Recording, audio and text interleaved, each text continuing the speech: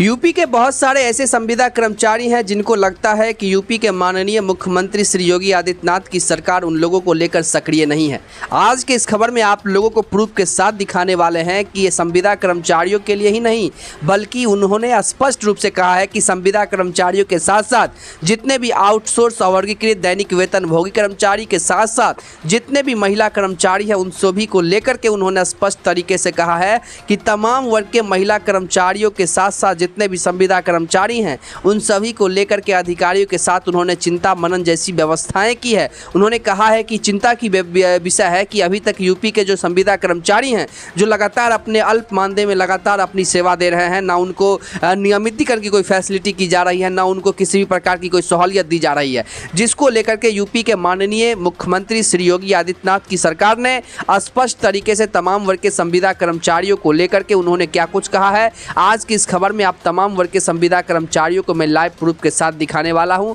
तो लगातार आप लोगों से यही निवेदन करूंगा कि आप लोग खबर में बने रहे ताकि आप लोगों को सारी जानकारी जो है विभागीय स्तर से हम दे पाए। तो लगातार आपको बताते चले कि यूपी के माननीय योगी आदित्यनाथ की सरकार ने स्पष्ट तरीके से कहा है कि एक एक संविदा कर्मचारियों को अब उन्होंने विभागों को आदेश दिया है। न सिर्फ विभागों को उन्होंने जनरल एडमिनिस्ट्रेशन डिपार्टमेंट के जो अपर सचिव हैं अनूप चंद्र पांडे जी, उनको उन्होंने स्पष्ट तरीके से कहा है कि बाजार दर, समकक्ष पद का वेतन तथा अन्य भत्तों को जोड़कर एक आधार बनाइए जिसके तहत तमाम वर्ग के संविदा कर्मचारियों को अभी के समय में यानी कि तय तिथि के हिसाब से उन लोगों को वेतनमान, NPS, mediclaim policy, accidental insurance, सप्ताह में छुट्टी, राष्ट्रीय छुट्टी, ईपीएफओ, ईएसआई, अनुकंपा, ग्रेच्युइटी, रिटायरमेंट सहित तमाम तरह की सुविधाएं मिले। अब यहाँ पे बताना चाहेंगे कि बहुत सारे संविदा कर्मचारियों को विश्वास नहीं होगा, ये लाजमी है। आप लोगों को इसीलिए विश्वास नहीं होगा क्योंकि सरकार आज तक आप लोगों के हितों में कुछ नहीं की है। क्योंकि सरकार ने सिर्फ आप लोगों को एक वोट का जरिया बनाया है और लगातार सरकार ने वोट के जरिया बनाते हुए आप लोगों को सिर्फ इस्तेमाल किया है,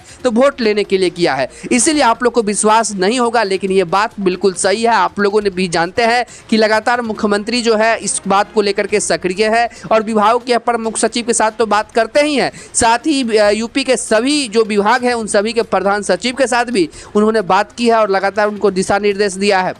जिनको लेकर सभी जिला के जिलाधिकारियों को उन्होंने नोटिस जारी कर दिया है। और नोटिस जारी करते हुए उन्होंने कहा है कि एक एक संविदा कर्मचारियों को तमाम तरह की सुविधाओं के साथ साथ तमाम वो मौलिक अधिकार की भी बात उन्होंने की है, क्योंकि संविदा कर्मचारी लगातार 10-10 वर्षों से अपने अल्प मानदेय में जो काम कर रहे हैं, ना उनके परिवार की स्थिति ठीक रहती है, ना अपनी स्थिति ठीक रहती है और सरकार कम मानदेय के साथ उनको जो है दूसरे जिला में उनको जो है पदस्थापित कर देता है, जिससे वो अल्प मानदेय के और ज़्यादा शिकार हो जाते हैं। इसी सभी चीज को हटाने को लेकर, इसी सभी चीज को न्यूट्रलाइज करके बदलने को लेकर के सरकार का जो पहल है आप लोग भी जानते हैं, क्योंकि सरकार ने स्पष्ट तरीके से कह दिया है विभाग के निर्देश के अनुसार यह समिति यानी कि आप लोगों को लेकर के जो बड़े बड़े अधिकारी यानी प्रधान सचिव के द्वारा जो बनाई गई एक समिति है वो स्पष्ट रूप से 2 बिंदुओं पर विचार करके आप लोगों के वेतनमान का निर्धारण करेगी। इसमें पहला बिंदु जो होगा बाजार दर होगी, वही दूसरा बिंदु सरकार में उपलब्ध समकक्ष पद के प्रारंभिक स्तर का वेतन होगा,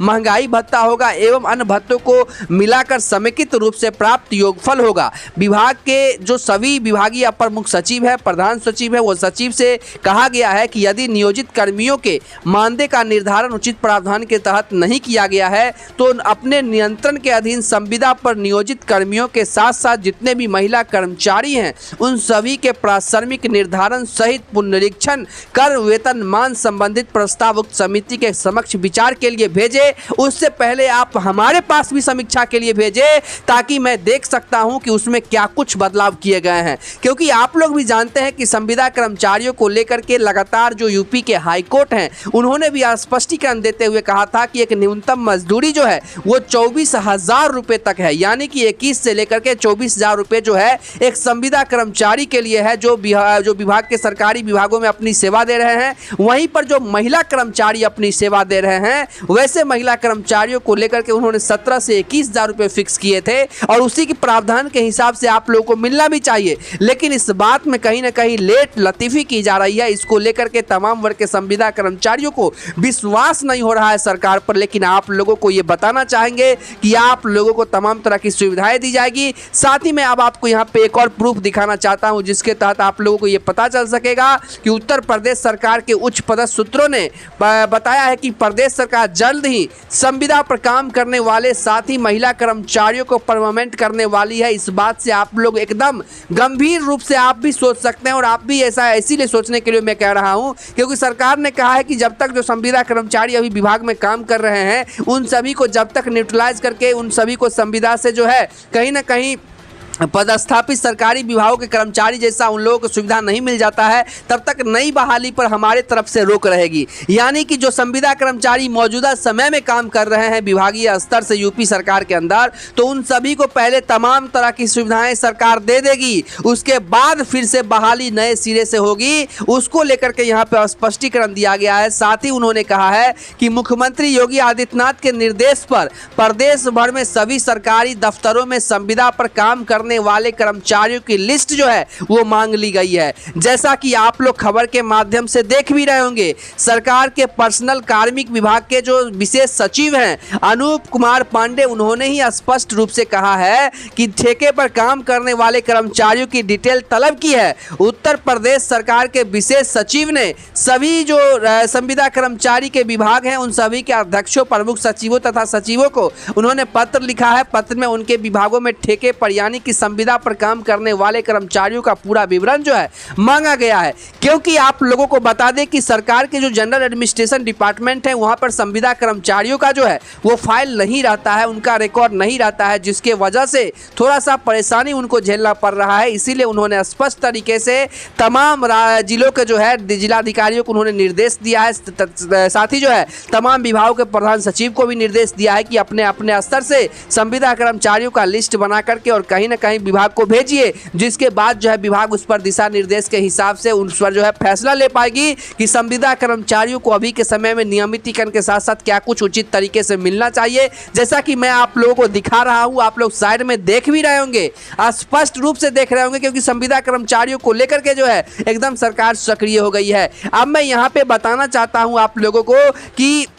उत्तर प्रदेश सरकार के अधीन आने वाली सरकारी कार्यालयों में लाखों की संख्या में जो है संविदा पर कर्मचारी तैनात है। इन कर्मचारियों के संगठन लगातार सरकार से मांग कर रहे थे और कुछ दिन पहले यानी कि एक सप्ताह पहले भी लगातार बड़े बड़े संगठनों ने सरकार से मिलकर आप लोगों के हितों में बातचीत की है, जिसके बाद स्पष्ट रूप से यहाँ पे कहा गया है कि इस फैसले को लागू करने की तैयारी भी शुरू कर दी गई है। इन्हीं तैयारियों के साथ जो है विशेष सचिव ने सभी विभागों पर संविदा पर काम करने वाले कर्मचारियों का पूरा विवरण जो है मांगा है। उसके बाद उस पर डिटर्मिनेशन प्रक्रिया होंगे और डिटर्मिनेशन प्रक्रिया के बाद राज्य के यानी कि उसके बाद माननीय मुख्यमंत्री श्री योगी आदित्यनाथ